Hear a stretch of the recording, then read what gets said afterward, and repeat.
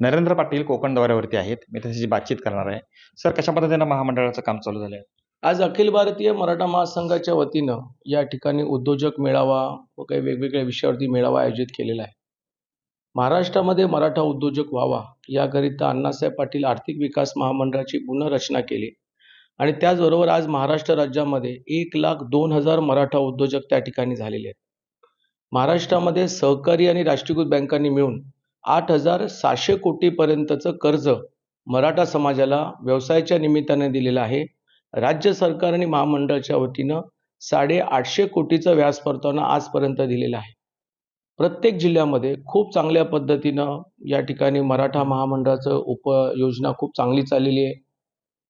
बँकेची काय अडचणी आहेत त्या ठिकाणी मात केली जाते आणि एकंदरीत मराठा समाजाला ही फार मोठी संजीवनी मिळालेली आहे असं मला या ठिकाणी वाटतं. आजचा जो दौरा आहे तुमचा, या दौऱ्यामध्ये काय काय कार्यक्रम होणार आहेत? कशा पद्धतीने दौऱ्याला सुरुवात होणार आहे आणि कशा स्वरूपाचा असणार आहे?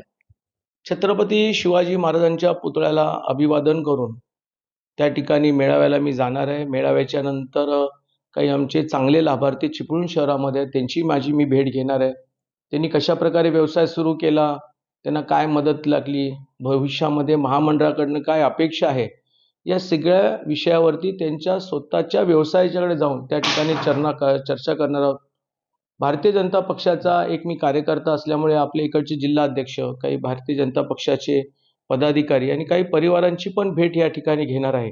कारण त्यांच्याही सूचना आमच्या या महामंडळामध्ये फार मौल्यवान असतात. पण अशा प्रकारचं नियोजन आजच्या दिवसभराचं आहे. सिंधुदुर्गामध्ये छत्रपती शिवरायांच्या प्रतिमेसंदर्भातली घटना घडली. त्यानंतर विविध राजकीय पक्षाचे नेते तिथे जात आहेत. आज मनोज जरांगे पाटील या ठिकाणी गेलेले आहेत. कसं बघताय सगळ्याकडं? खरं म्हणजे छत्रपती शिवरायांच्या पुतळ्याची ज्या पद्धतीनं परिस्थिती घडली त्याचा या ठिकाणी राज्यस्तरावरती, देश स्तरावरती त्या ठिकाणी निषेध व्यक्त करण्यात आलेला आहे. आदरणीय पंतप्रधान मोदी साहेबांनी त्यांच्या कालच्या भाषणामधून छत्रपती शिवरायांच्यावरती पुतळ्यावरती जी काय कृत्य घडलं त्याबद्दल त्यांनी माफी मागितलेली आहे. जी काय यंत्रणा या पुतळ्याला अयोग्य पद्धतीने बनवणारी जबाबदार यंत्रणा आहे त्याच्यावरती कारवाई करण्याचा निर्णय महायुतीचे मुख्यमंत्री म्हणून आदरणीय एकनाथ शिंदे, देवेंद्र फडणवीस आणि अजितदादा पवार या सगळ्यांनी दिलेले आहेत. त्याच्यामुळे माझ्यासारखा एक कट्टर मराठा म्हणून याला पाहताना वाईट पाहतो. अशा प्रकारचा पुतळा बनवणं आणि अशा प्रकारच्या पुतळ्याची अवस्था होणं हे काय आम्हाला पटत नाही आणि हे आम्ही मराठा म्हणून आम्ही हे मान्य करत नाही.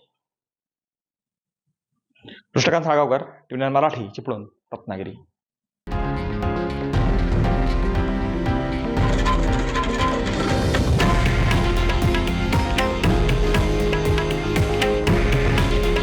हे आहे देशातील नंबर 1 न्यूज नेटवर्क आणि आपण पाहत आहात TV9 मराठी.